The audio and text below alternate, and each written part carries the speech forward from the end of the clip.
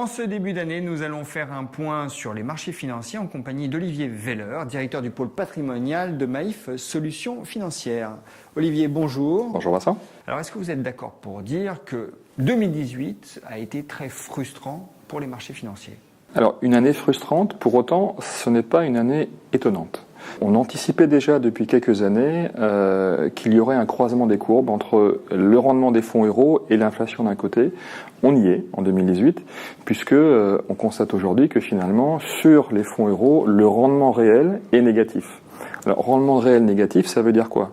Ça veut dire qu'en fait, le pouvoir d'achat du fonds euro baisse. À la limite, il vaudrait mieux acheter quelque chose aujourd'hui, parce que si vous épargnez sur un fonds euro, dans un an, finalement, vous achèterez moins bien. Ça, c'est pour les fonds euros. En ce qui concerne les marchés actions, ils ont beaucoup baissé. Est-ce qu'on est aujourd'hui sur un point d'entrée? Alors, c'est toujours difficile de savoir quels sont les points d'entrée, quels sont les points de sortie. Si on le savait, je pense qu'on serait tous riches et on ne serait peut-être pas autour de cette table tous les deux. Je pense qu'il faut plutôt envisager l'investissement en actions sous un angle stratégique. Quelle est la partie en fait de mon actif que je vais pouvoir consacrer aux actions, sachant que il faut bien avoir en tête que le dividende, donc le rendement des actions aujourd'hui, est quand même 2 fois supérieur au rendement des fonds euros. Et les dividendes ne vont pas baisser certainement dans les années qui viennent. Il faut rester investi et pour ça, je vais vous donner un exemple assez frappant. Quand on regarde la période 97-2017 sur le marché européen, le marché des 600 en grande valeur, un investisseur aurait gagné de l'argent en lisant.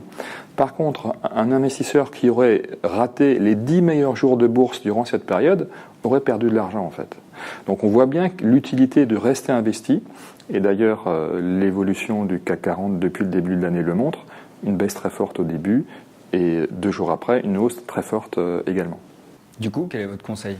Du coup, notre conseil, c'est d'aller sur les marchés, mais d'essayer en fait de lisser son point d'entrée. On anticipe quand même sur 2019 des marchés qui vont être assez mouvementés. On sera certainement en attente de bonnes nouvelles et on ne sait pas si on va les avoir, que ce soit sur le Brexit, sur l'accord entre la Chine et les États-Unis.